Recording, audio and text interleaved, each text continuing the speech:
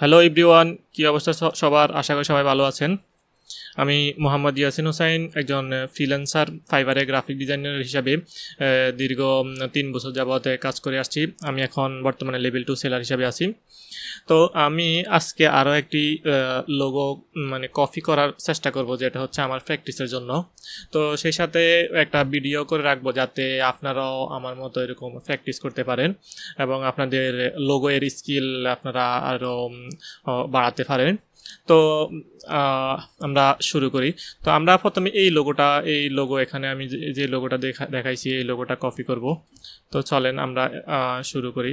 প্রথমে আমরা এখান থেকে একটা রেক্ট্যাঙ্গেল নেব। রেক্ট্যাঙ্গেল নিয়ে এই মাউসের রাইট বাটন ক্লিক ধরে মাউসের লেফট বাটন ধরে শিফট চাপ দিয়ে ধরে আমরা এখানে একটা শেপ নিব। এভাবে এই যে একটা শেপ হয়ে গেছে আমাদের।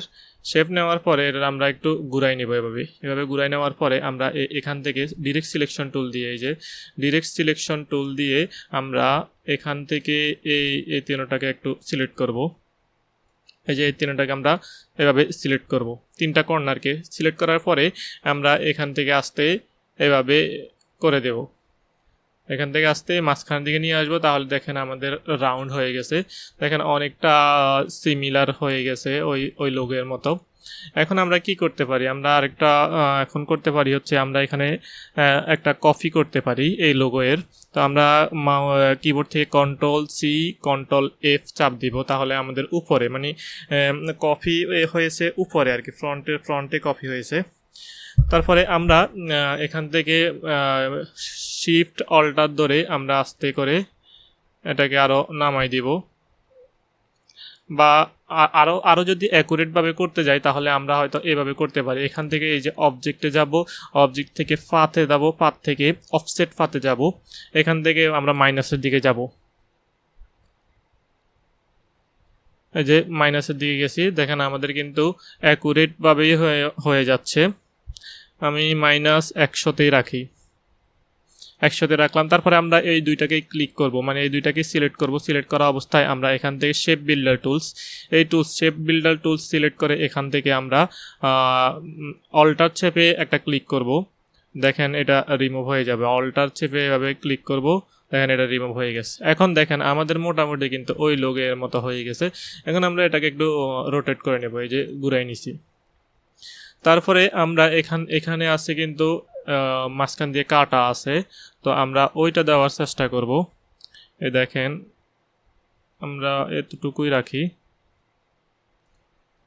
ঠিক অবস্থায় আমাদের হয়তো টুকটাক ভুল হবে, কিন্তু যখন আমরা আস্তে আস্তে লোগোর উপরে এক্সপার্ট হয়ে যাব তখন আর আমাদের এই সমস্যাটা আশা করি হবে না। আমাদের এখানে দুইটা আছে, একটা রিমুভ করে দিই। যখন আমরা আরও এক্সপার্ট হয়ে যাব তখন আশা করি এই ধরনের সমস্যা আর হবে না। তো আমরা এখান থেকে দুইটাই সিলেক্ট করব। সিলেক্ট থাকা অবস্থায় এটাকে আরেকটু চিকন করে নিই। এই যে দুইটাকে সিলেক্ট থাকা অবস্থায় আমরা এখান থেকে আবার শেপ বিল্ডার টুলসে যাব, তারপরে এখান থেকে আসতে এইভাবে একটা টান দিব অল্টার চেপে। দেখেন আমাদের কিন্তু মূল কাজটা হয়েই গেছে। দেখেন এই যে আমাদের কিন্তু মূল কাজটা হয়ে গেছে। এখন আমাদের আমরা এইটা দিব। এটা দেওয়ার জন্য এবার আমরা রেক্ট্যাঙ্গেল টুল নিব। রেক্ট্যাঙ্গেল টুল থেকে আমরা এখান থেকে চারটা রেক্ট্যাঙ্গেল নিব, একটা দুইটা, তারপরে আমরা দুইটাকে ধরে তারপরে অল্টার চেপে আবার আরও দুইটা নিয়ে নিব। মোটামুটি আমাদের 4টা হয়ে গেছে। এখন আমরা এটাকে গ্রুপ করব। গ্রুপ করে এখান থেকে আমরা অ্যালাইন করে নিব। দেখেন আমাদের কিন্তু আমরা আরেকটু বড় অ্যালাইনও করে নিতে পারি। এই লোগোটা ছোট হওয়ার কারণে এটার মতো দেখা যাচ্ছে না, আমারটা তো হয়েছে একটু বড়, এই জন্য এরকম হয়তো দেখা যাচ্ছে। তো আমরা এবার এগুলোর কালার চেঞ্জ করে এখানে আমরা ডিরেক্ট সিলেকশন টুল ধরে এটাকে একটা সিলেক্ট করব। এটা যদি না হয় তাহলে এটা আনগ্রুপ করে নিব আমরা, বা রিলিজ কম্পাউন্ড পাথ করে নিলে হবে। এই যে এখান থেকে আমরা সিলেক্ট করে এই কালারটা দিয়ে দেব। আই ড্রপার টুল কিবোর্ড থেকে আই ক্লিক করে আই ড্রপার টুল দিয়ে এখানে একটা ক্লিক করব, তাহলে কালারটা সেম চলে আসবে। তারপরে আবারও আমরা এটাকে ধরে আই চাপবো কিবোর্ড থেকে, তারপরে এখান থেকে একটা ক্লিক করব, তাহলে ওই কালারটা হয়ে যাবে। তারপরে আমরা এখানের এই কালারটা দিব। এটা হচ্ছে আমার মনে হয় এই কালারটা দিছে।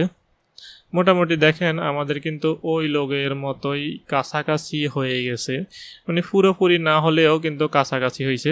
তারপরে আমরা এটাকে গ্রুপ করে নিব। গ্রুপ করার পরে আমরা এটাকে রোটেট করে নিব, একটা কপি করব। কপি হচ্ছে আমি আবার দেখাই কীভাবে কপি করছি। গ্রুপ করার পরে আমরা সিলেক্ট করে অল্টার চেপে ধরে আমরা একটা কপি করব। অল্টার চেপে ধরে অল্টার আর মাউসের লেফট বাটন ক্লিক করে একটা কপি করব। তারপরে আমরা রোটেট করে নিব। রোটেট করার পরে আমরা এই টুলসটার বরাবর আরও একটা শেপ নিতে হবে, যেমন এই যে এই টুলসটার বরাবর। তাহলে আমরা এইটা দিয়েই কাজ করি। এটাকে কপি অল্টার চেপে কপি ধরে বরাবর নিয়ে আসার পরে আমরা এখন করতে পারি হচ্ছে এটাকে আলাদা করে নিলাম। তারপরে আবার এগুলাকে আমরা রিমুভ করে দিই। আলাদা করার পরে এটাকে আমরা সিলেক্ট করে তারপরে আমরা এটার কালার দিব হচ্ছে এটা। তারপরে আমরা এই শেপটাকে আমরা ডিরেক্ট সিলেকশন টুল দিয়ে সিলেক্ট দিয়ে এটার কালার দিব হচ্ছে এটা। এখন আমাদের মোটামুটি কিন্তু হয়ে গেছে। এখন আমাদের শুধু এই ভিতরের বৃত্তটা দেওয়ার বাকি আছে। আমরা এখানে ভিতরের এই বৃত্তটা দিয়ে দিই।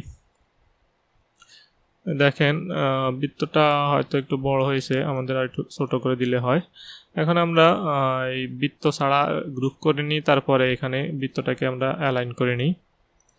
মোটামুটি দেখেন আমাদের কিন্তু প্রায় ওই লোগোর মতোই হয়ে গেছে, বাট পুরোপুরি না হলেও আমাদের কিন্তু কাছাকাছি হয়েছে। আমরা যদি পুরোপুরি করতে চাই তাহলে হয়তো আমরা এটাকে এখানে আর্টবোর্ডের উপরে রেখে তারপরে হয়তো করতে পারবো। তারপরে দেখেন ছোট করে নিলে কিন্তু ওইটার মতোই দেখা যাচ্ছে। আমাদের এই শেপটা একটু চিকন হয়ে গেছে, আর একটু যখন মোটা করে নিতাম তাহলেই মানে হয়ে যাইতো। তো আমরা এবার নাম দিব। এখানে নামটা দিচ্ছে হোটেল। আমরা হোটেল না দিয়ে আমরা মোটেল দিই, যেহেতু অন্য একটা নাম দিই।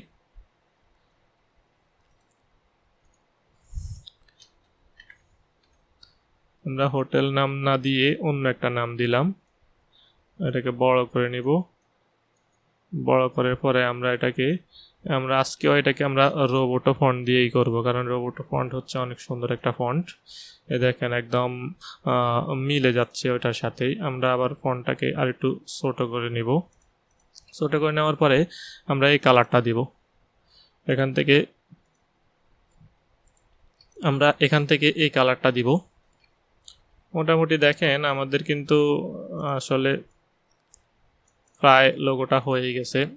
আমরা একটু বড় করেই নিই। তারপরে আমরা এখানে ট্যাগ লাইন দিব। ট্যাগ লাইন হেয়ার দিতে পারি। ট্যাগ লাইন হেয়ার দিয়ে দেওয়ার পরে আমরা এটাকে আরও ছোট করে নিই। ছোট করার পরে আমরা এটার ফন্টটাও চেঞ্জ করে আমরা রেগুলার দিলাম। আরও ছোট করে নিই প্রায়, যদিও তারা বোল্ড দিয়েছে কিন্তু এটাকে আমরা রেগুলার দিলে আর একটু সুন্দর দেখা যায়। তো এখানে দুইটা কালার দিছে। দুইটা কালারের মধ্যে এই ট্যাগলাইনকে একটা কালার দিছে, তারপরে ট্যাগলাইনকে দিছে এই কালার, তারপরে এই হেয়ারকে দিছে এই কালার। তবে কালার চেঞ্জ করার পরে মানে লেখাটাকে ভিজিবল হয় না, তাই আমরা এটাকে আরেকটু মিডিয়াম ফন্ট দিয়ে দেব যাতে লেখাটা ভিজিবল হয়। তো দেখেন আমাদের কিন্তু লোগোটা হয়ে গেছে। আমরা একটু বড় করেই দেখি। এই দেখেন আমাদের কিন্তু লোগোটা প্রায় পুরোপুরি না হলেও কাছাকাছি হয়ে গেছে। আমরা যখন আমরা প্র্যাকটিস করব, এখন আমাদের পুরোপুরি না হলেও চলবে। আমরা আস্তে আস্তে যখন মানে আরও কঠিন লোগোগুলো করব, যাতে মানে আমরা আস্তে আস্তে সহজ থেকে কঠিনতম লোগোগুলো করব, তাহলে হয় আমাদের আস্তে আস্তে কাজের স্পিডও বাড়বে, আমরা একদম হুবহু সেম করতে পারবো। তো আপনারাও এভাবে গুগল থেকে বিভিন্ন লোগো নিয়ে কপি করবেন, তবে কপি করে এগুলো আপনার পোর্টফোলিওতে রাখবেন না। এগুলো শুধু নিজেদের প্র্যাকটিসের জন্যই কপি করবেন, এগুলো আপনারা কোথাও ইউজ করবেন না, কারণ এগুলা হচ্ছে অন্যের লোগো যদি আপনি আপনার প্রোফাইলে রাখেন তাহলে কপিরাইট ক্লেম খাইতে পারেন। তো আজকে এই পর্যন্তই। আমার ভিডিওটি যদি আপনাদের ভালো লেগে থাকে অবশ্যই আমার পেজটিতে ফলো করবেন এবং আমার ইউটিউবে সাবস্ক্রাইব করে রাখবেন। ধন্যবাদ। আল্লাহ হাফেজ।